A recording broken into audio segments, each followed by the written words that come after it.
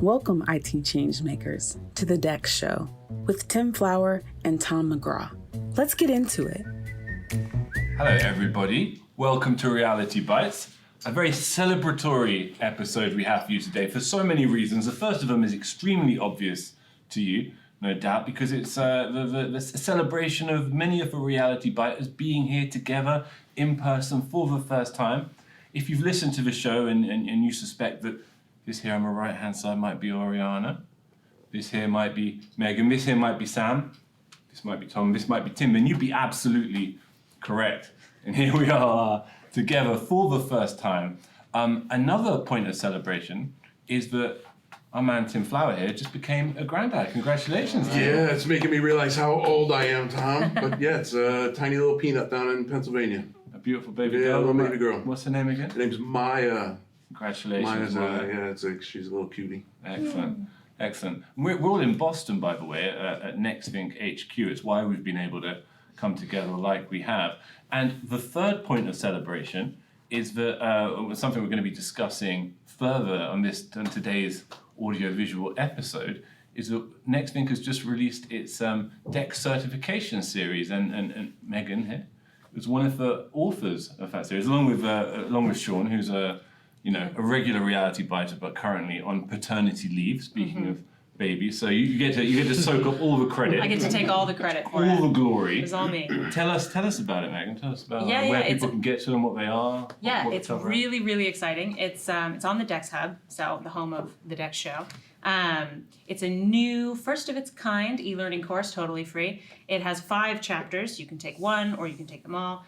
And they cover a range of topics relating to DEX and learning about DEX at the enterprise. So if you're already working with, let's say, NextThink as a platform or another DEX kind of platform, or if it's just something that you're interested in developing and skilling up your career, this is kind of the place where you can learn about those concepts and about what you need to know to manage, build, and execute a DEX strategy at the enterprise level. So I think it's really cool. It's really exciting. Like I said, it has 5 chapters. It covers setting a DEX baseline, XLA strategy, building a tailored IT experience, the DEX ops team. So what do you need to build to actually run a strategy like this at the enterprise level? And then finally, ideating DEX in the enterprise, which is a fancy way of saying, like, how do you really build and execute that strategy? It's sort of the culmination of all the chapters that come before it. So we've already seen some really good interest in it. We've seen a lot of people signing up, taking the courses, sharing their badges on LinkedIn, which is super cool and we really appreciate. So yeah, I'm super stoked. It was a lot of work getting it out the door, but it's out there. And I'd just say they're wonderful courses. They're fun to do. They're challenging. It's no walk in the park. Yeah, they're not easy. Everybody be aware. But we have, as you say, we've got hundreds of DEX students who have joined us and a few dozen graduates already. So an amazing job, you and Sean. Yeah. And I really recommend everybody checks them out. They can find them, the links all in the show notes for all current certifications that are available. Right.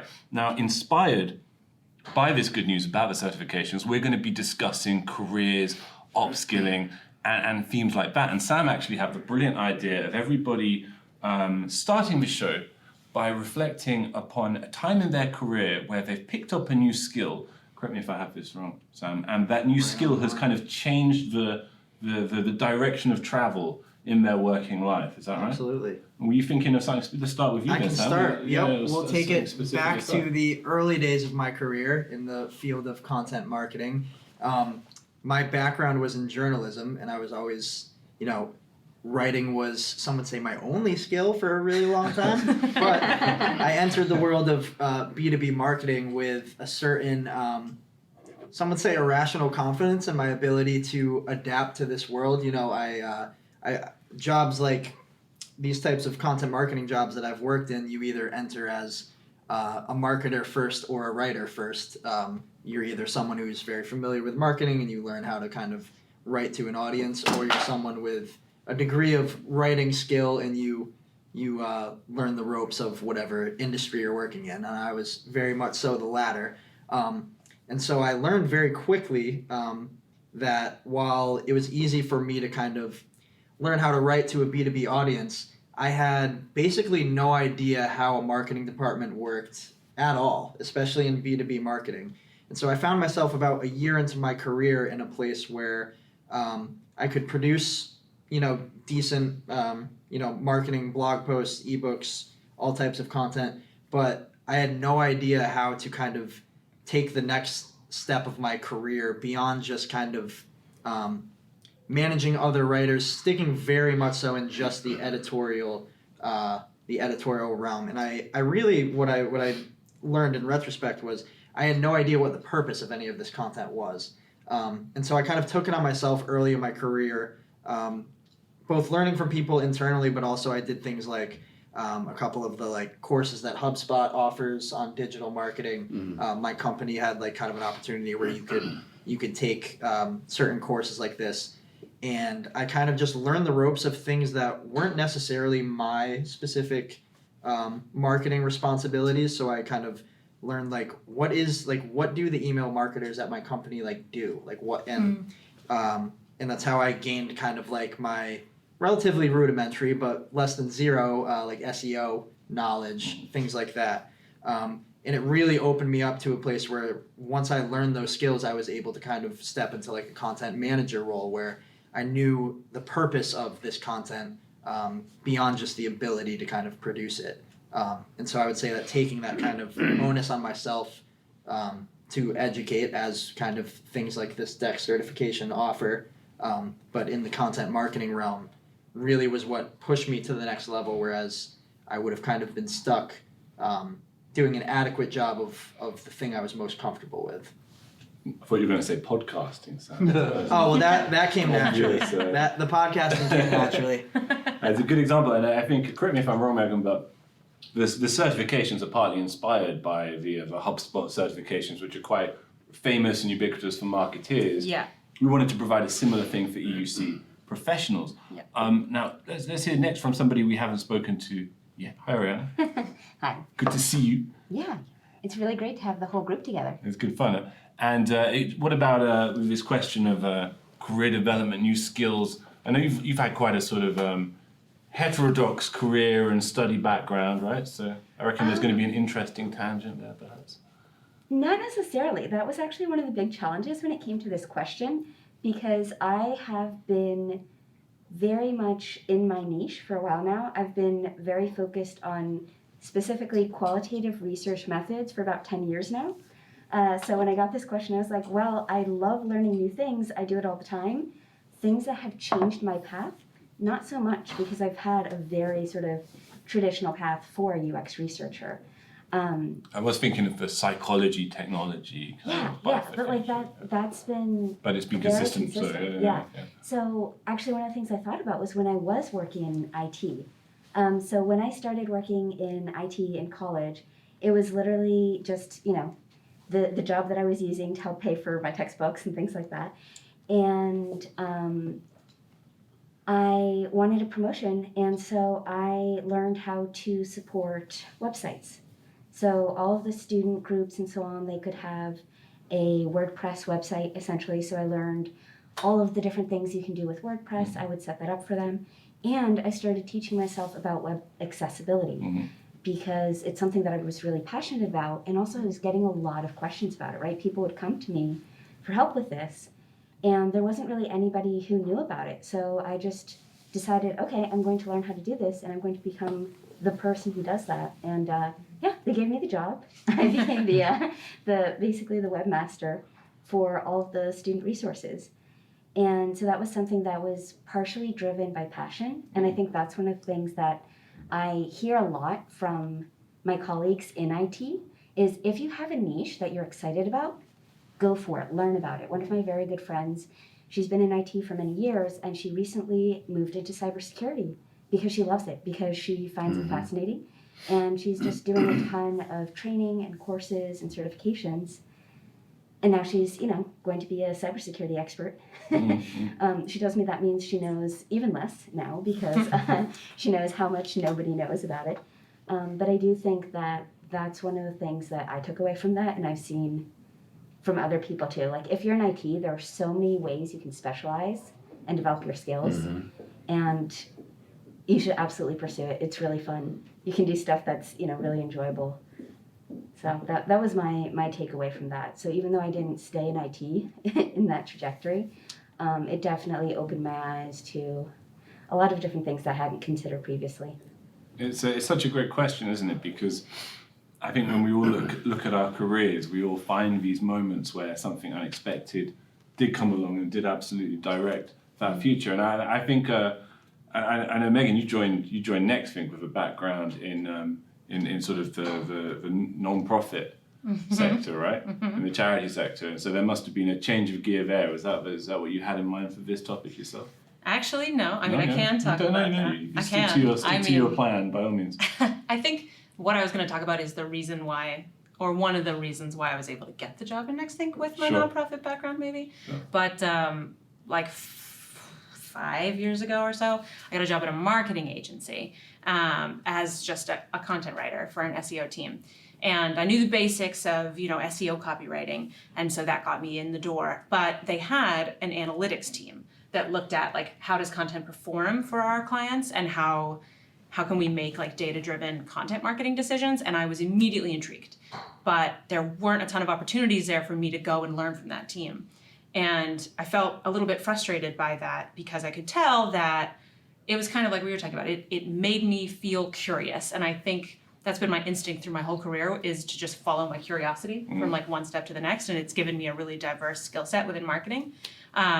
So I just went online and found that Google had a free course about Google Analytics. It's not an amazing course, sorry Google, but it gets you the basics to understand your way around the platform. And then I just started asking questions of like, if someone who looks at this page, what other pages would they most likely look at? This piece of content. And I just slowly, over the course of like 4 years, got an understanding of how to use Google Analytics to, get that deeper knowledge and be able to make data-driven marketing decisions. And I think that's part of the reason that I ended up as the content strategist at NextThink. And then since coming here, we have so much more data available to us than it was available to me in the nonprofit space, where they have no money. And so Google Analytics is a free tool. That's the only one you use. Here, we have all sorts of resources available to us to make those data-driven decisions. And I think I've really been able to grow in the last year in terms of my ability to do that. But I think it was just following my nose, following my curiosity, and like looking for that opportunity to learn more, and then just deciding to go for it,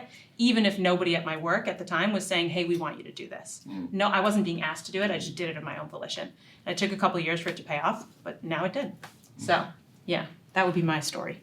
Good advice in there for the young people listening today.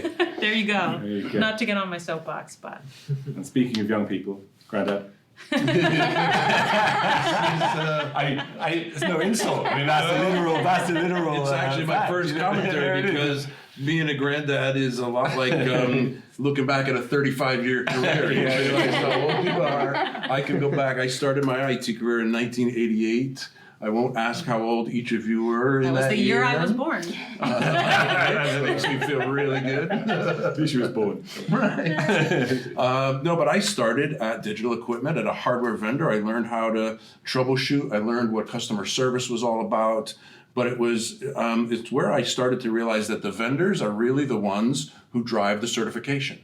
Right? You get a certification, and my first trainings were in the DEX hardware, but then I went into Novell networking, and I got my certification in Novell, and that allowed me then to, when I kind of got tired of the rigor of being in field service, to be able to jump to one of my customers who was implementing a Novell network of their own.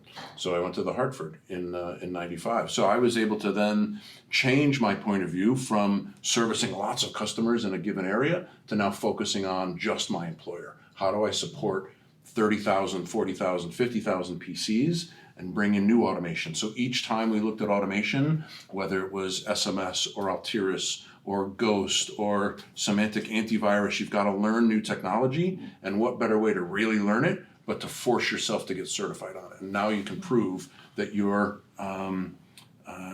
expertise is kind of backed up with that piece of paper. And then NextThink came along, and while at the time there was no certification in NextThink, learning that platform and really doing a ton of great stuff with it allowed me to take the next transition and go from enterprise IT to a software vendor, and change my perspective yet again on how to influence and how to really change the dynamics of how enterprise IT works. Yeah, it's so interesting. So many career developments today are predicated on learning to use vendor tools, and that's the same across so many different One other job types. point too that you mentioned, Oriana, which is specialization.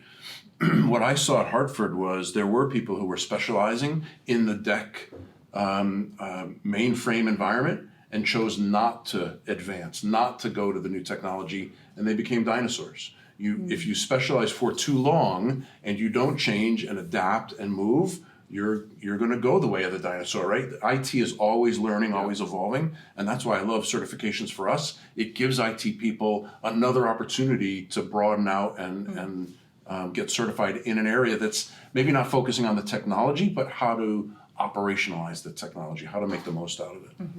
That's great. I mean, Sam, I wonder if you could maybe give a bit of context to the reason these certifications specifically matter. I know you've written on the Hub before about DEX ops and how that has kind of set the table in the industry for this kind of skill set to be so relevant. Yeah, absolutely. And I mean, DEX as both kind of a category and also a profession has, kind of like we've seen over the past few years, companies are now, they're hiring their job titles with, DEX in the title. Whereas, years ago we were at a place where it was kind of something that certain people were ahead of others in terms of whether companies were kind of embracing, DEX management, and then also just a general understanding of what it means. Whereas, especially post-pandemic, DEX has kind of become really integral to the modern IT team.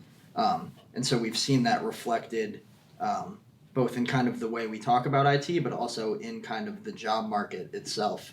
And so I think for young IT professionals, a lot of, any IT leader that I've spoken to, whether it's for an interview on the DEX Hub or just internally when we ask them, what should young IT people kind of be doing?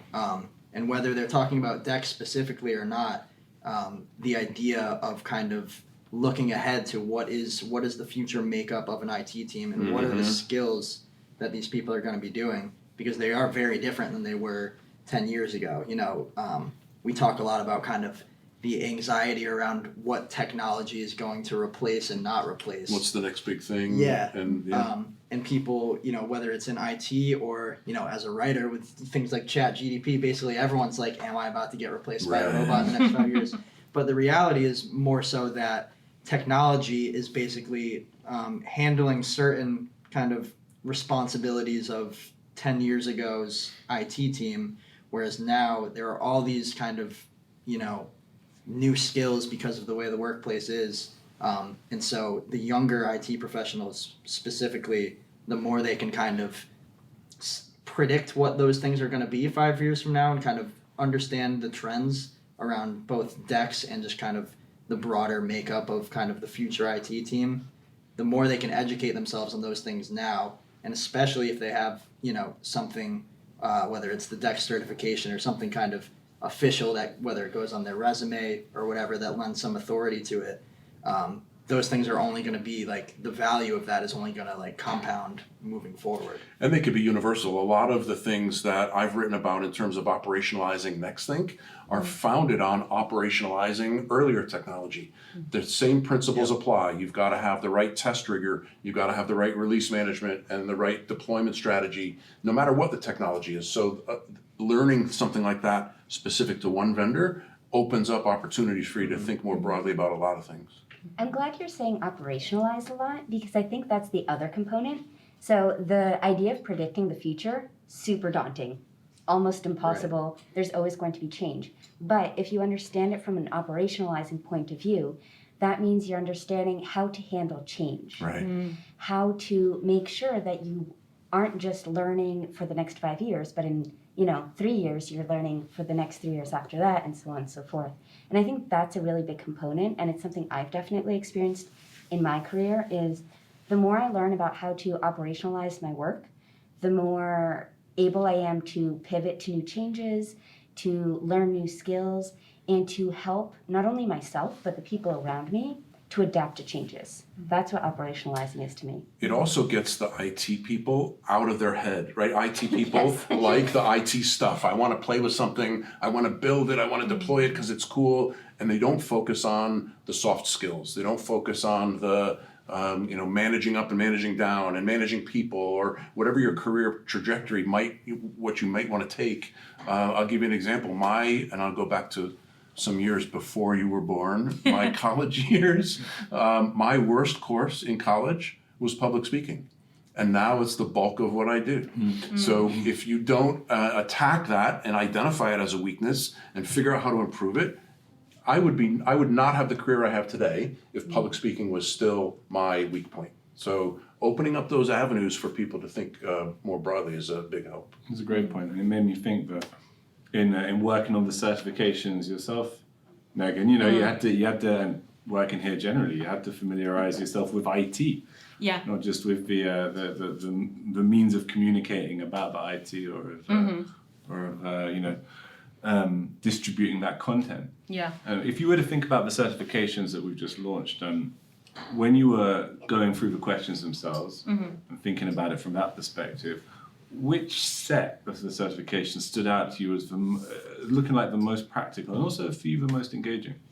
It's a good question. I'm thinking about this conversation about operationalizing, and I think that more than half of the content in this certification is kind of about that. It's about that idea of it's a strategy that you can expand and you can use and iterate on. And I think that that's one of the strengths of this certification, because it's not a certification on how to use NextThink. Right. It's not about our product. It's about this new strategy, this employee-first strategy. What do you need to know to be able to operationalize that? If I had to, I don't know if I could pick just one chapter, but I think that the first chapter, setting a DEX baseline, is, that's why it's the first chapter, right? It's the baseline. It's how do you know you can't change what you can't measure. You can't improve what you can't measure. And so that chapter, I think, really lays out, here's how to measure something that feels qualitative, right? Like, how are your employees feeling at work? That's qualitative. So how can you measure that from an IT perspective? That's what that chapter really talks about. And then I think the last two, the DEX Ops team and then ideating DEX in the enterprise, is about what kind of team do you need to build and what skills should they have? Yeah. And what skills should you look for in yourself and in your teammates? And then how do you actually take everything you've learned and really put it in motion? And so the first chapter and then 4 and 5 would be my picks. I know you asked for just one, that's good. But those are my favorites. The other two are a little more like XLA and tailored IT is just here's this one skill, which is still important, but yeah, that's how I feel about those. Look, speaking of new skills, you've seen them in action here today. Our audience has, we've been used to doing these audio-visual podcast, but I think we've done a decent job of it. And before we go, I want to say shout out to Sean, shout out to Dina, who can't variously be here today. I hope they can, both do video pods and be with us in the flesh sometime soon. And look, if you're listening, if you're watching, we hope you enjoyed it. And do check out those certifications. All the links are once again there in the show notes. And if you're a regular to the DEX Hub, you may have come across them. Anyway, so I guess just leaves me to say we'll see you next time. Thanks very much. To make sure that you never miss an episode, subscribe to the show in Apple Podcasts, Spotify, or your favorite podcast player. And if you're listening on Apple Podcasts, make sure to leave a rating of the show. Just tap the number of stars you think the podcast deserves. If you'd like to learn more about how NextThink can help you improve your digital employee experience, head over to nextthink.com. Thank you so much for listening. Until next time.